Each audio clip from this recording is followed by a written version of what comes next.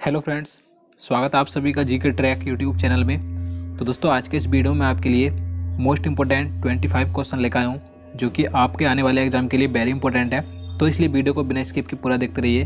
और अगर आप हमारी वीडियो पहली बार देख रहे हैं तो हमारे चैनल को जरूर सब्सक्राइब करें, साथ ही उसके साइड में बेल आइकन को जरूर दबा दें ताकि आप आने वाली सभी वीडियो को देख सकें। तो चलिए आज का वीडियो शुरू करते हैं। तो यहाँ पर आज का पहला क्वेश्चन है, वर्तमान समय में भारत में कुल कितने उच्च न्यायालय हैं? देखिए, जितने भी क्वेश्चन मैं आपके लिए इस वीडियो में लेकर आया हूँ, अगर आपको उनमें से किसी का भी आंसर पता है तो आप हमें कमेंट बॉक्स में बता सकते हैं। और देखिए, वीडियो को लास्ट में आपसे एक क्वेश्चन जरूर पूछा जाएगा, आपको उसका आंसर भी हमें कमेंट बॉक्स में जरूर बताना है। तो इस क्वेश्चन का राइट आंसर ऑप्शन बी हो जाएगा 25।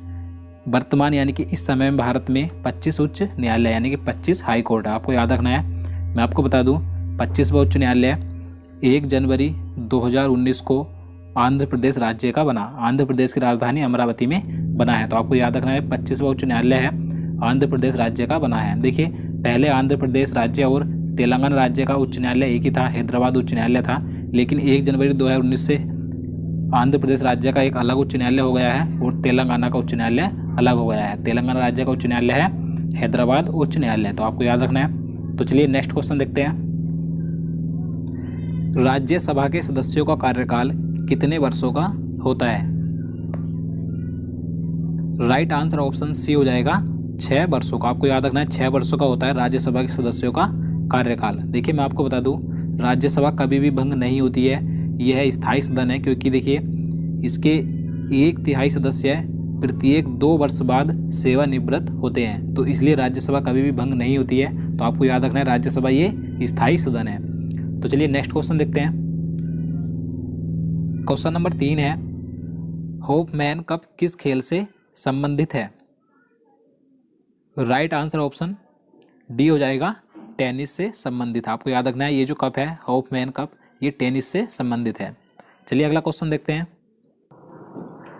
फतेहपुर सीकरी का निर्माण किसने करवाया था? राइट आंसर ऑप्शन सी हो जाएगा अकबर ने करवाया था। आपको याद रखना है, देखिए, अकबर ने जब गुजरात पर विजय प्राप्त की थी तो उसकी खुशी में वापस लौटते समय इसने फतेहपुर सीकरी का निर्माण करवाया था। तो आपको याद रखना है। चलिए नेक्स्ट क्वेश्चन देखते हैं।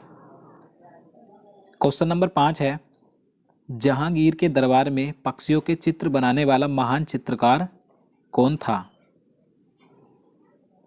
राइट आंसर ऑप्शन बी हो जाएगा मंसूर। आपको याद रखना है, जहांगीर के दरबार में जो पक्षियों के चित्र बनाने वाला महान चित्रकार था उसका नाम मंसूर था। और देखिए, यहाँ से एक क्वेश्चन अधिकतर एग्जाम में पूछा जाता है कि चित्रकला का स्वर्णकाल किसके शासनकाल को कहा जाता है? तो आपको याद रखना है, जहांगीर के शासनकाल को ही चित्रकला का स्वर्णकाल कहा जाता है। तो चलिए नेक्स्ट क्वेश्चन देखते हैं। टीबी रोग की रोकथाम के लिए कौन सा टीका लगाया जाता है? राइट आंसर ऑप्शन डी हो जाएगा BCG का टीका। आपको याद रखना है, टीबी की रोकथाम के लिए BCG का टीका लगाया जाता है। चलिए अगला क्वेश्चन देखते हैं। क्वेश्चन नंबर 7 है, प्लासी के युद्ध के समय बंगाल का नवाब कौन था? राइट आंसर ऑप्शन बी हो जाएगा सिराजुद्दौला। आपको याद रखना है, उस समय बंगाल का नवाब सिराजुद्दौला था। देखिए, प्लासी का युद्ध 23 जून 1757 ईस्वी को अंग्रेजों तथा बंगाल के नवाब सिराजुद्दौला के बीच लड़ा गया था। इस युद्ध में अंग्रेजों ने सिराजुद्दौला को हरा दिया था। और देखिए, उस समय अंग्रेजों का नेतृत्व रॉबर्ट क्लाइव ने किया था। तो आपको याद रखना है। चलिए नेक्स्ट क्वेश्चन देखते हैं।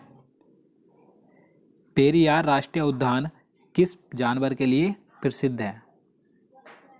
सही आंसर ऑप्शन सी हो जाएगा हाथी के लिए प्रसिद्ध। आपको याद रखना है।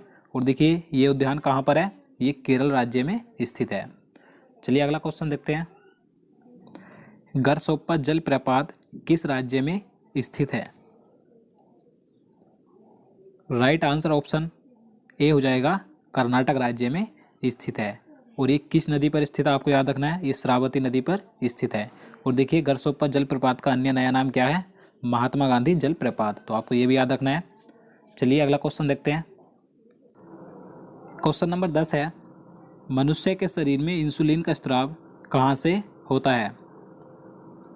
राइट आंसर ऑप्शन बी हो जाएगा अग्नाशय से होता है। आपको याद रखना है, मनुष्य के शरीर में जो इंसुलिन होता है उसका निर्माण यानी कि वो जो निकलता है तो अग्नाशय से निकलता है। और देखिए ये एक प्रकार का हार्मोन होता है इंसुलिन। और देखिए हमेशा ऊर्जावान रहने के लिए हमारे शरीर में इंसुलिन का निर्माण होना आवश्यक है, तो आपको याद रखना है। नेक्स्ट क्वेश्चन देखते हैं।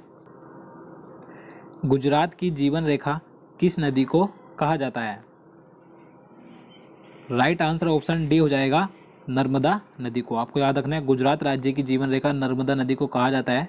देखिए नर्मदा नदी गुजरात और मध्य प्रदेश राज्य में बहती है। और देखिए इसका उद्गम स्थल अमरकंटक है, यानी कि ये अमरकंटक से निकलती है और ये खंबात की खाड़ी में जाकर गिर जाती है, तो आपको याद रखना है।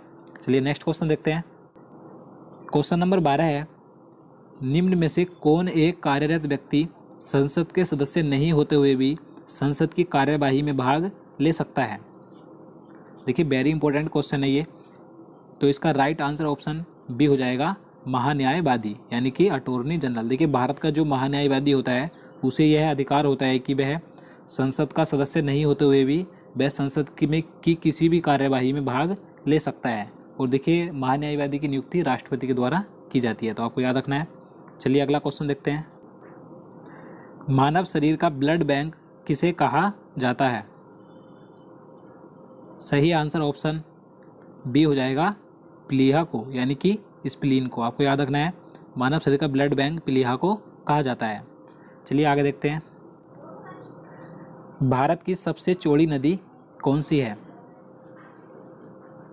राइट आंसर ऑप्शन सी हो जाएगा, ब्रह्मपुत्र। आप सभी को पता होगा ये भारत की सबसे चौड़ी नदी है। और अगर हम बात करें भारत की सबसे लंबी नदी कौन सी है, तो गंगा है। और देखिए यहाँ से एक क्वेश्चन और एग्जाम में पूछा जाता है कि भारत की सबसे लंबी सहायक नदी कौन सी है, तो ये वेरी इंपॉर्टेंट क्वेश्चन है। तो आपको याद रखना है भारत की सबसे लंबी सहायक नदी यमुना है। ये किसकी सहायक नदी है, तो ये गंगा की सहायक नदी है। तो चलिए नेक्स्ट क्वेश्चन देखते हैं।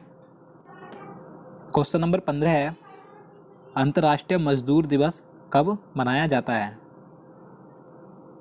तो इसका सही आंसर ऑप्शन ए हो जाएगा, 1 मई को। आपको याद रखना है अंतर्राष्ट्रीय मजदूर दिवस 1 मई को मनाया जाता है। अगर हम यहाँ पर बात करें 3 मई की, तो 3 मई को विश्व प्रेस स्वतंत्रता दिवस मनाया जाता है, आपको याद रखना है।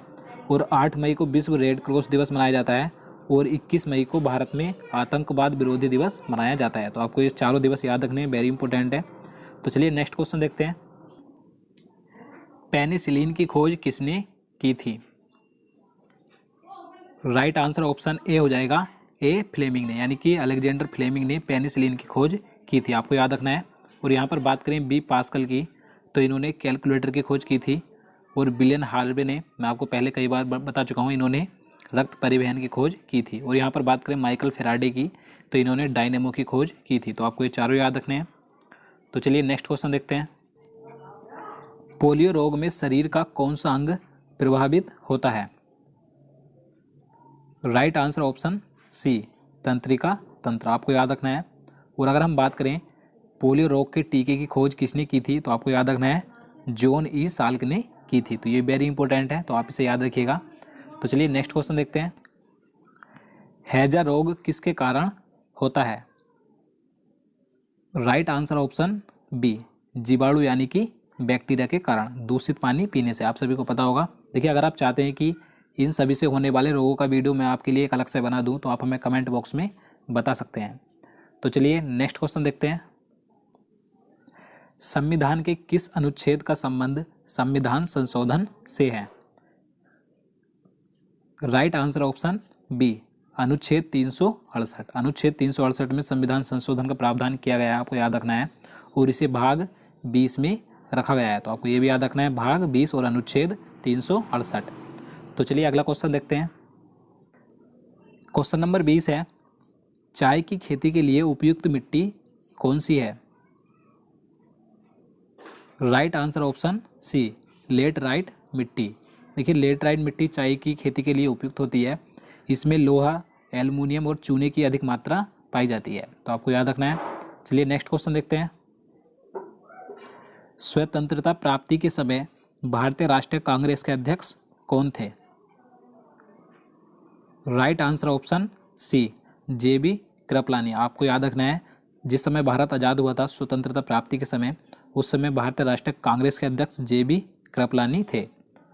नेक्स्ट क्वेश्चन देखते हैं। क्वेश्चन नंबर 22 है, भारत की 22 राजकीय भाषाओं को किस अनुसूची में रखा गया है? राइट आंसर ऑप्शन बी, 8वीं अनुसूची में। आपको याद रखना है जो भारत की कुल 22 राजकीय भाषाएं हैं उन्हें 8वीं अनुसूची में रखा गया है। नेक्स्ट क्वेश्चन देखते हैं। सत्यार्थ प्रकाश के लेखक कौन थे? Right answer option A, Swami Dayanand Saraswati. आपको याद रखना है। और देखिए इनके बारे में एग्जाम में कई क्वेश्चन पूछे जाते हैं तो मैं आपको बता देता हूँ। देखिए इनके बचपन का नाम मूल शंकर था और इन्होंने एक नारा दिया था वेदों की ओर लौटो, तो आपको ये भी याद रखना है। और देखिए इन्होंने 1875 ईस्वी में आर्य समाज की स्थापना की थी और इन्हें भारत का मार्टिन लूथर भी कहा गया है। तो आपको ये सभी पॉइंट याद रखने हैं, वेरी इंपॉर्टेंट है। तो चलिए नेक्स्ट क्वेश्चन देखते हैं। राज्य हड़प नीति किससे संबंधित है? Right answer option B, Lord Dalhousie से। आप सभी को पता होगा इसके बारे में, राज्य हड़प नीति से ये किसने की थी? लॉर्ड डलहौजी ने की थी। नेक्स्ट क्वेश्चन देखते हैं। तो आज का हमारा आपसे सवाल है, किस टीम ने 2019 का संतोष ट्रॉफी खिताब जीता है? देखिए ये क्वेश्चन मैं आपको पहले करंट अफेयर्स के वीडियो में करवा चुका हूँ, तो आपको इसका राइट आंसर आपको हमें कमेंट बॉक्स में ज़रूर बताना है। तो दोस्तों आज के लिए इतना ही। उम्मीद करता हूँ आपको वीडियो पसंद आया होगा। अगर आपको वीडियो अच्छा लगा हो तो वीडियो को लाइक करना, और अगर आप किसी भी एग्जाम की तैयारी कर रहे हैं तो हमारे पहले के सभी वीडियो देख सकते हैं। आपके आने वाले एग्जाम के लिए वेरी इंपॉर्टेंट वीडियो हैं वे। तो चलिए मिलते हैं नेक्स्ट वीडियो में, तब तक के लिए